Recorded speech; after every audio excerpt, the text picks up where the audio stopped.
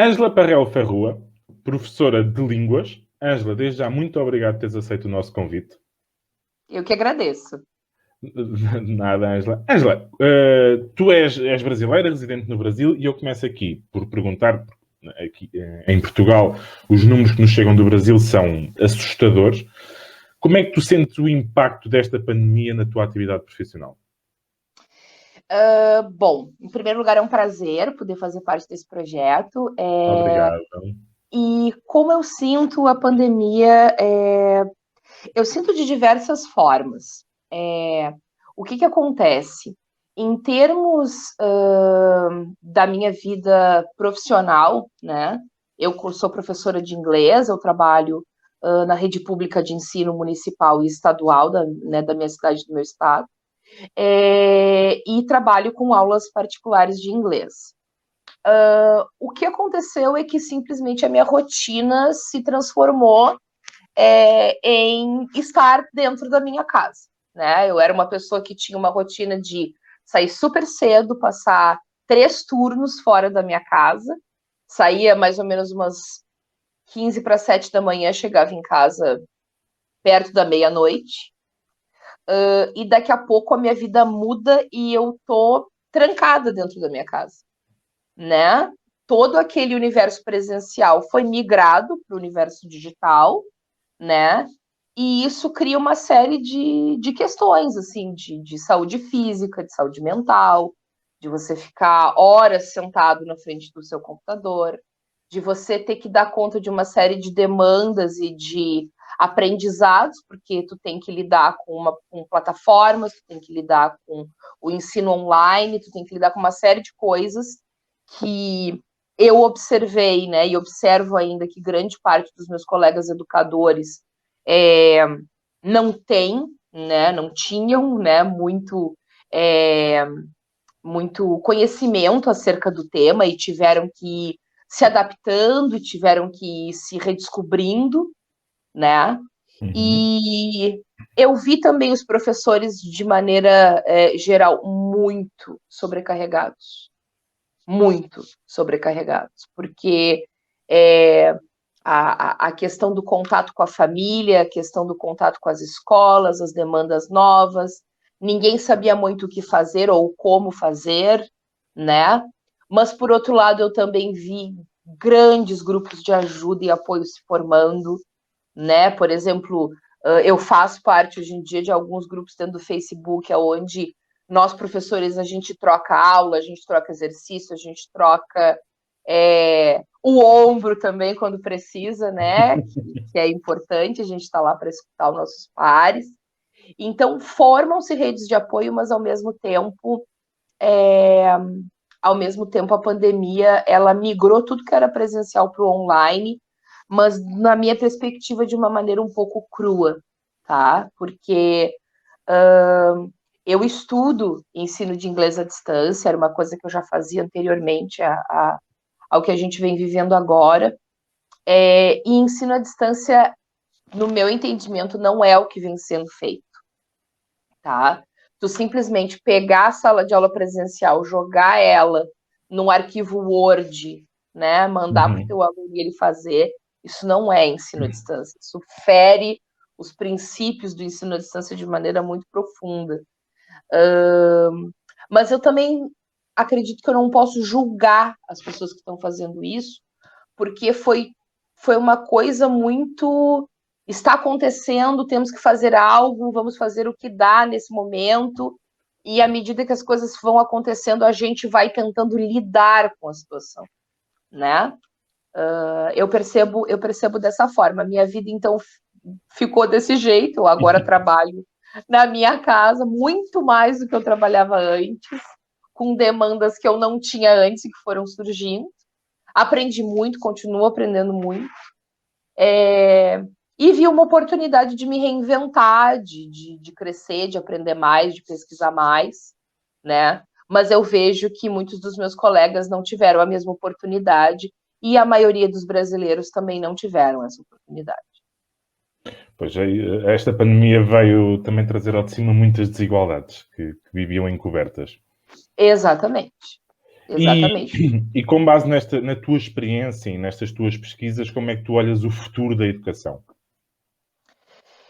Eu olho o futuro da educação com extrema preocupação, né? Extrema preocupação pelo seguinte: primeiro, pela questão do acesso, né? Porque, assim, como ex-professora da rede particular de ensino, da rede privada de ensino, ali a gente tem um universo aonde 90% ou mais, vamos dizer que 99% dos alunos, eles têm o acesso à internet, e esse acesso não é um pacote de dados, esse acesso é uma rede Wi-Fi dentro da sua casa, aonde ele tem um aparelho individual para fazer os seus estudos, ou seja, ele tem o seu notebook ou ele tem o seu celular, né? Então, para esse aluno fazer parte da escola, para esse aluno estar presente na aula, para esse aluno fazer suas tarefas e suas pesquisas, o que quer que seja, inclusive para esse aluno participar do que agora está tentando se fazer, que é o ensino híbrido, né? Eles estão tentando fazer um modelo onde vai ter um rodízio da ida dos alunos à escola, o aluno que não está na escola, ele assiste a aula ao vivo, né? Algumas escolas particulares da rede de ensino do Brasil que já iniciaram o seu ano letivo estão fazendo dentro desse modelo.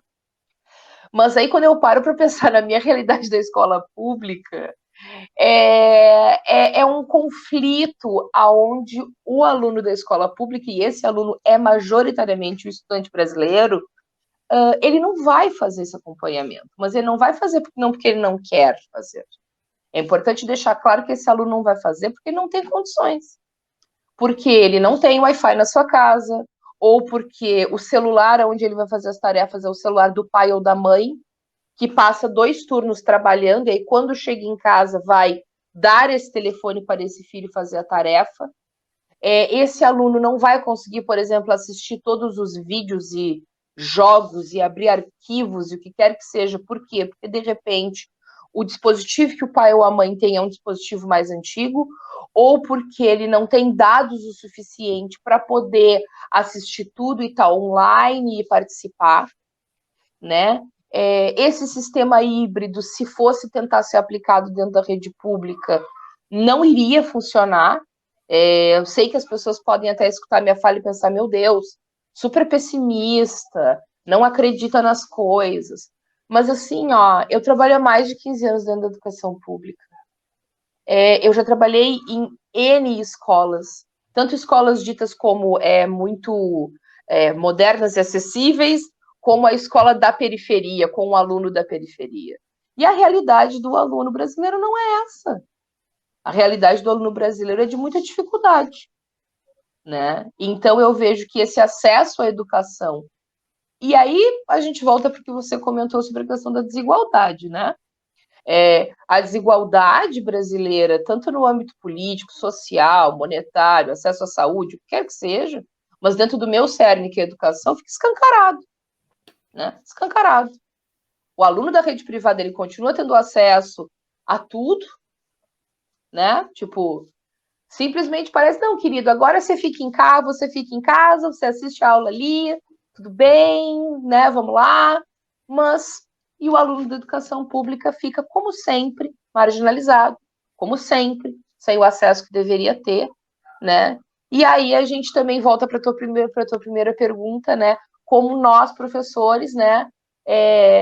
Muito preocupados, consternados, tentando de N formas diferentes proporcionar uma educação digna para essas crianças,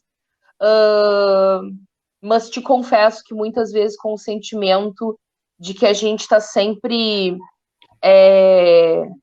batendo na trave, sabe?